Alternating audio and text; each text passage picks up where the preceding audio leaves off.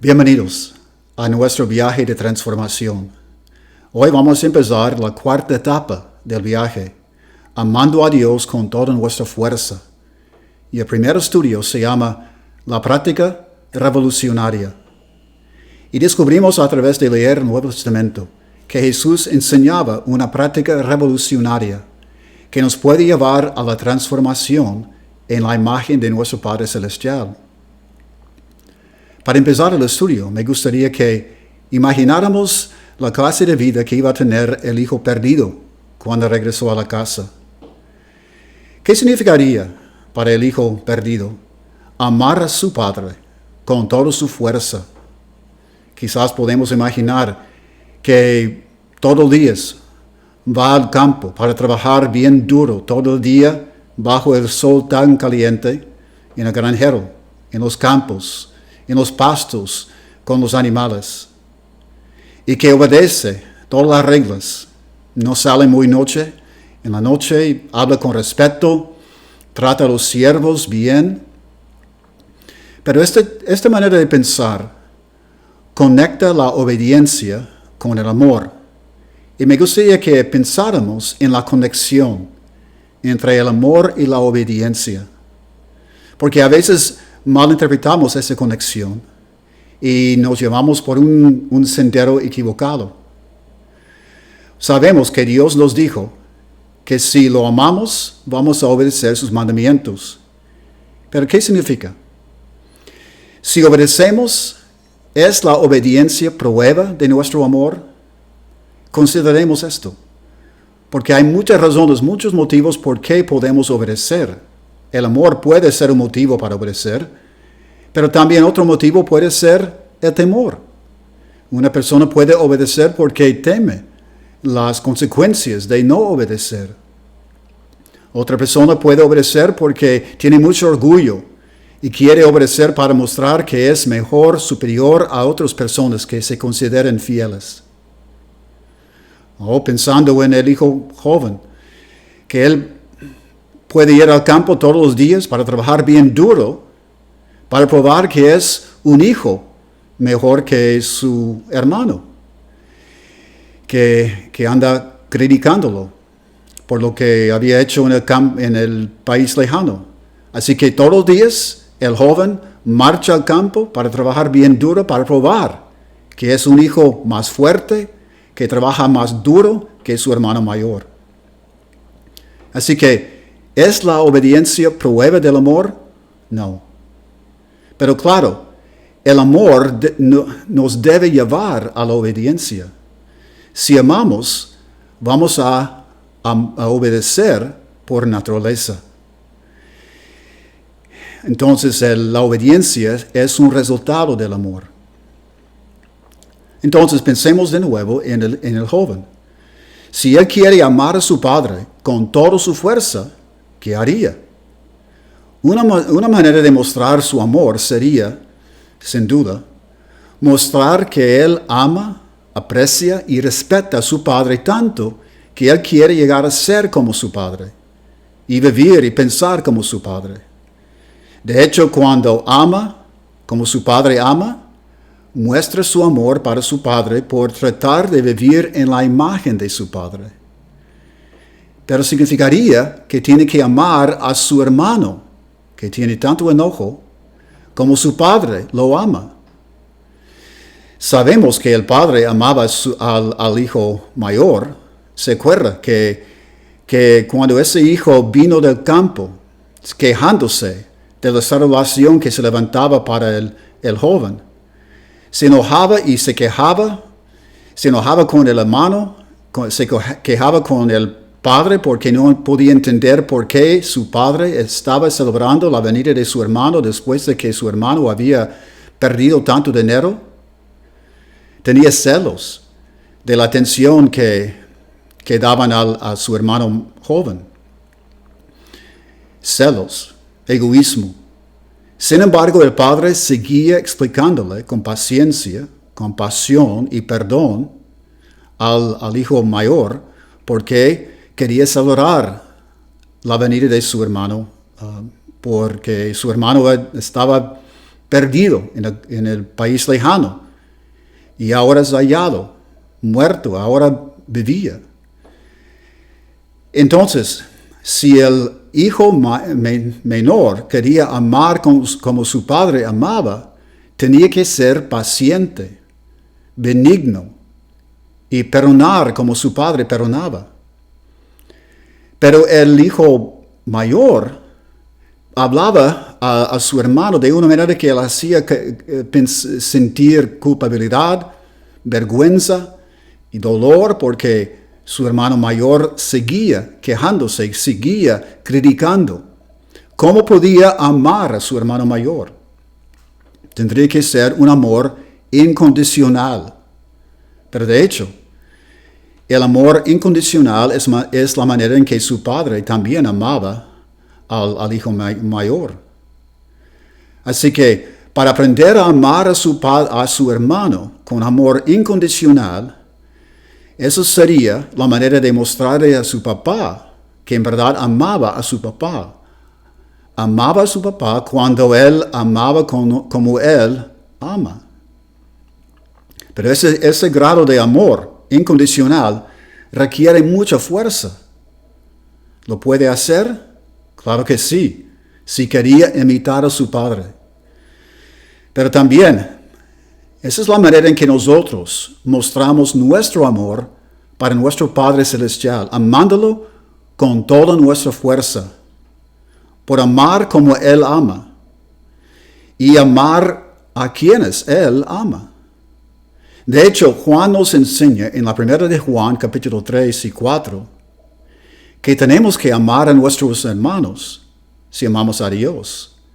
Y si no amamos a nuestros hermanos, no es posible que digamos que amamos a Dios. Así que vamos a enfrentarnos con el mismo reto para amar como nuestro Padre Celestial ama, para mostrar en verdad que amamos a nuestro Padre. Amamos a nuestro Padre por amar a quienes Él ama, de la manera que Él los ama. Entonces, para practicar este nivel de amor incondicional, sería una práctica revolucionaria. Para el hijo perdido, habría sido algo muy incómodo, muy difícil, pero por eso es revolucionario. Y eso es lo que enseñaba Jesús. Enseñaba una práctica revolucionaria. Y queremos pensar en eso, porque era así. Esa práctica revolucionaria empezó con Juan el Bautista. Juan el Bautista vino a predicar 6 meses antes que Jesús empezara a predicar. Y el propósito de Juan, como profeta de Dios, era preparar el camino para Jesús. Y cuando la gente escuchaba sus sermones, Juan les decía que tenían que arrepentirse, o sea, cambiar de idea, cambiar de mente. Y tenían que seguir ese cambio de mente, de mentalidad, por la práctica.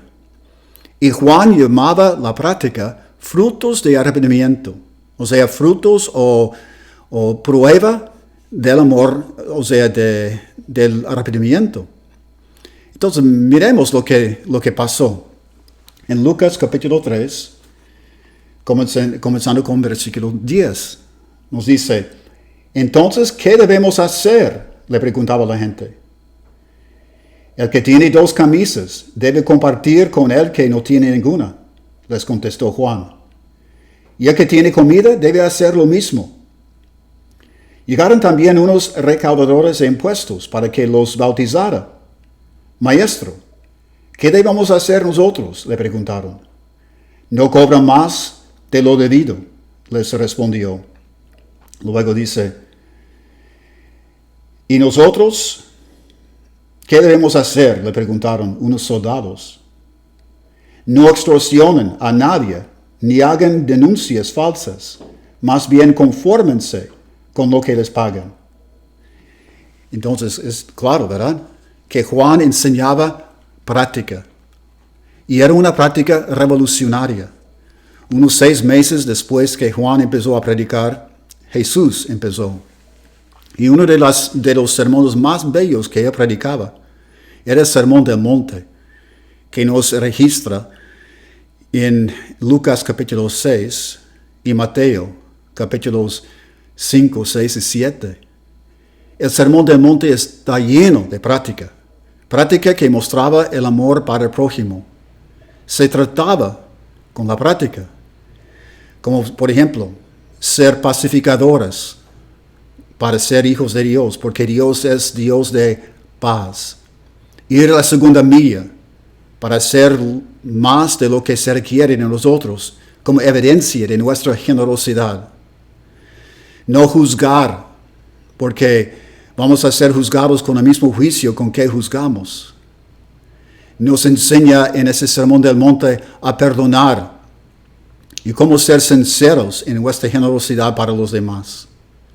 Nos enseña a amar al prójimo y también al enemigo con un amor incondicional.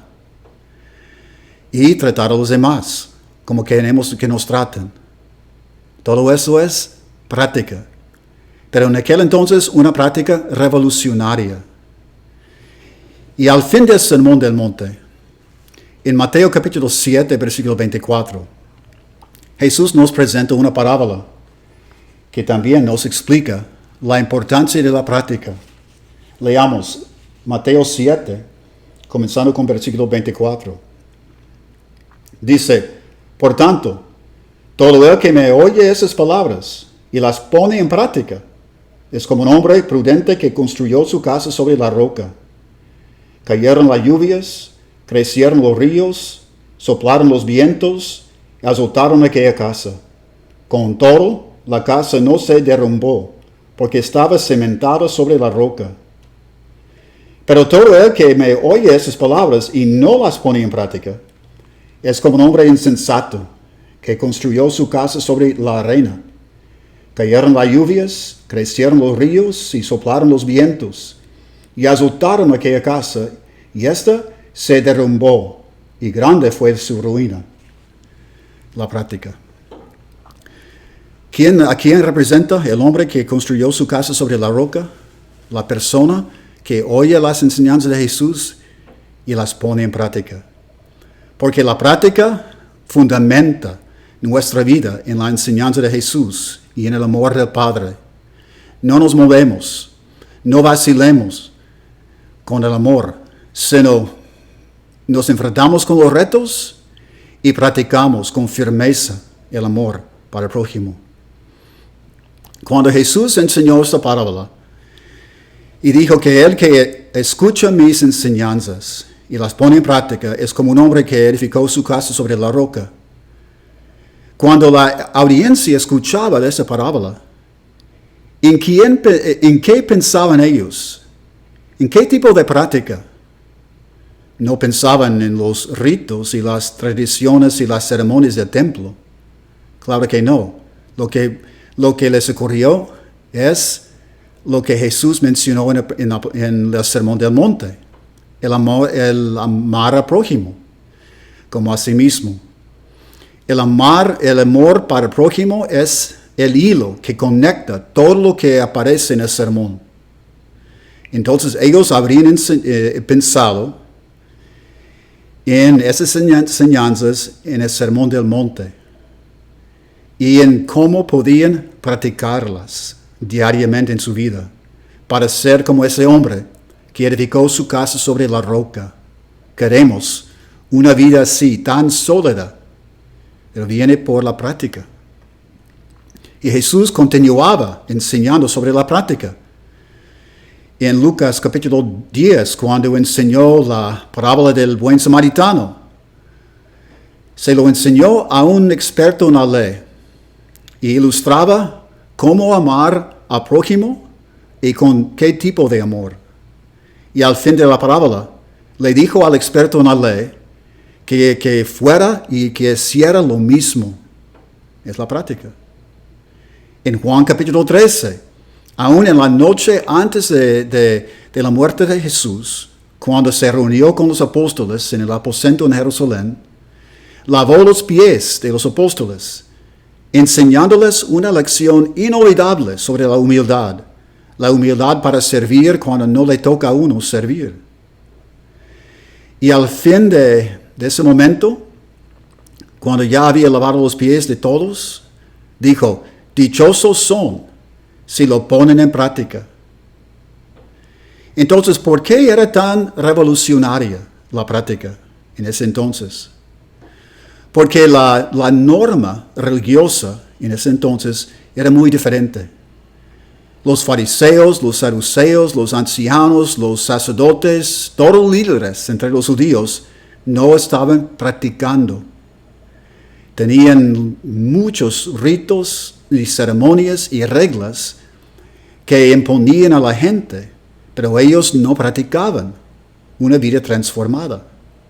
De hecho, en la última semana de su vida, Jesús les enseñó a la gente en Mateo capítulo 23 que tuvieran cuidado de esos líderes. En Mateo 23 nos dice en versículo 2, los maestros de la ley y los fariseos tienen la responsabilidad de interpretar a Moisés, así que ustedes deben obedecerlos y hacer lo que les diga, pero no hagan lo que hacen ellos, porque no practican lo que predican. Increíble, ¿verdad? Los líderes no practicaban, enseñaban sin practicar, y Jesús era muy diferente.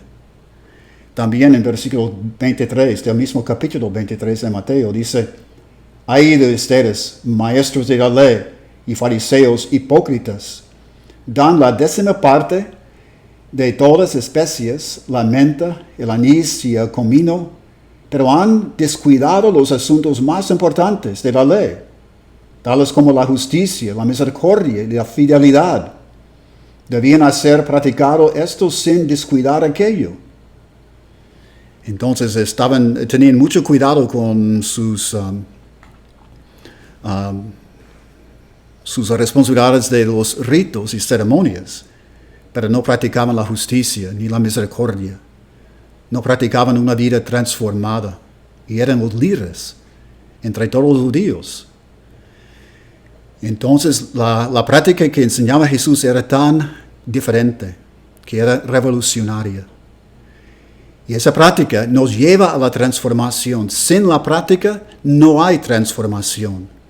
Es la última etapa del viaje de transformación, pero no se cumple la transformación sin la práctica. Vivir en amor es la motivación para la práctica. Queremos ser como nuestro Padre Celestial y vivir en su presencia, pero solo vivimos en su presencia por practicar el amor.